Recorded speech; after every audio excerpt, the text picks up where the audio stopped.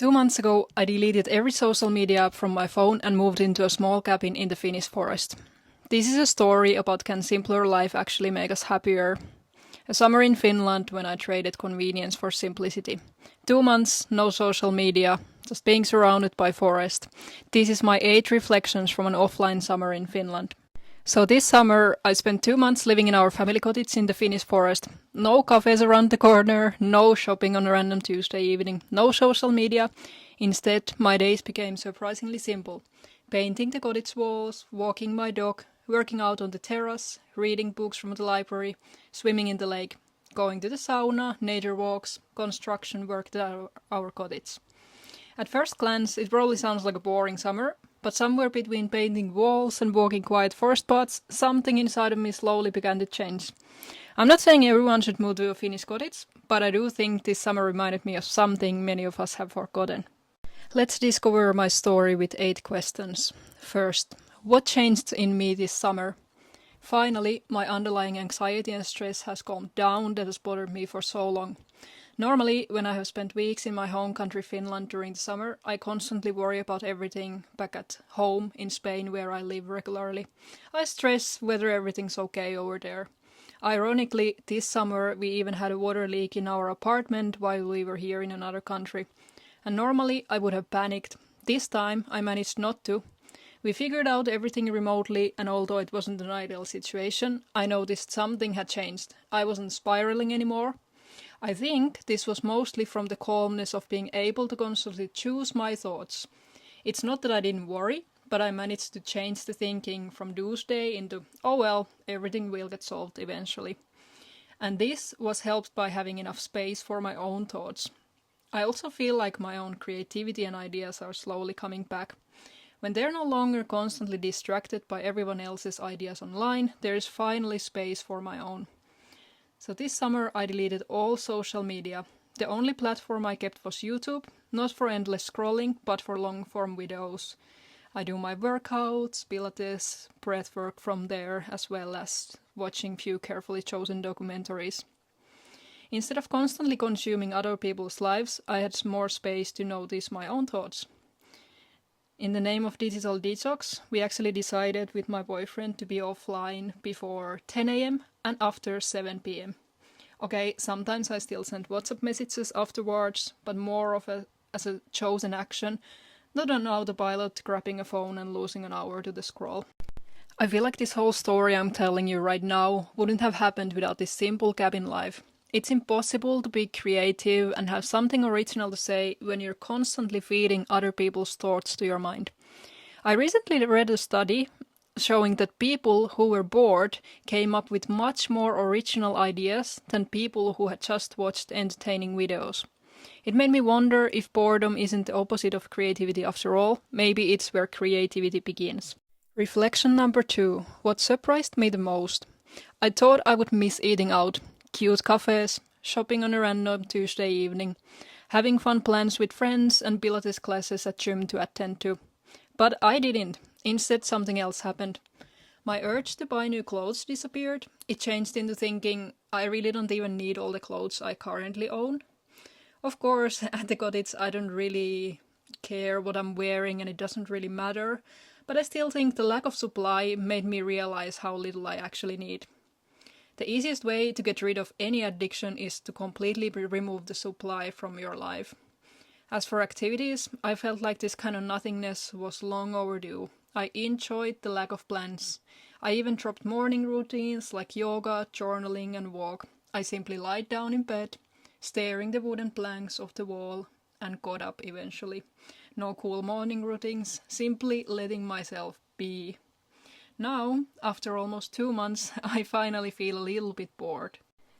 Not unhappy, just ready for a bit more stimulation. Some new plans, new adventures, new conversations. I don't need more materia, just more experiences to live and experience. Until now, I honestly wasn't bored at all. I was genuinely enjoying the simplicity. Reflection number 3. What deleting social media for the whole summer did for me. I deleted all social media for the whole summer, meaning Instagram, Facebook, TikTok, you name it. The only exception was YouTube because I use it intentionally for long-form content. workouts, Pilates, breathwork, a few inspiring documentaries. I mean, I still checked emails during weekdays because of work, but I wasn't constantly reaching out for my phone to see what everyone else was doing. Looking back, I think removing that constant stream of other people's ideas created space for my own. To be honest, when the Instagram app is not on the phone, I don't really miss it at all. I would just play with the dog or read a few pages from my book instead. The hardest part about deleting social media for me was that I actually still have some collaborations on my personal Instagram account, so I had to log in a few times to post. But after a month logging in, I felt like an alien there. So fast, entertaining content that everyone seems to take so seriously that they even repost it so that more people can waste their time browsing through it. It felt madness. Reflection number 4. When did I feel most alive? Surprisingly, while painting a wall. I have felt incredibly aligned while simply painting our cottage. With my online work, I constantly feel like there are 1,000 things to do, like I'm always prioritizing the wrong thing, or simply never doing enough. Painting was different. There was only one task: paint the wall at the pace that is normal and possible, not too fast, not too slow. It is ready when it's ready. That simple sentence somehow felt like a lesson for life itself. What is the point of rushing things? As the philosopher Heidegger would say, time is not a resource. Being and time determine each other reciprocally. Actually, this concept is explained nicely simply in Oliver Berkman's book 4,000 Weeks, Time Management for Mortals. Well, I also loved my 1-hour YouTube workouts on the terrace, nature adventures, long walks nearby. Simple moments that somehow felt enough when they weren't compared against anything else. Reflection number 5. What did I struggle with? Well, one thought kept coming back. Am I boring? As I don't even miss going out. I don't miss shopping. I don't miss constantly having plans. Sometimes that makes me wonder if I'm becoming boring. Now, after 2 months, I realize what I actually miss isn't entertainment. It's connecting with like-minded people, having deep discussions, talking about ideas, life, philosophy, curiosity, whatever all life can be. I've loved spending time with my family, their friends, and the construction workers helping us expand the cottage this summer.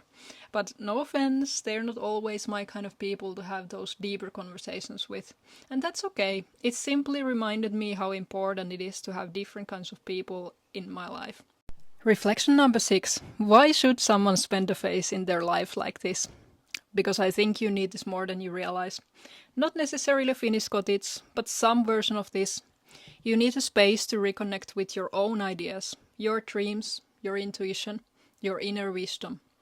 Most of us live with constant noise, notifications, algorithms, other people's opinions, other people's priorities.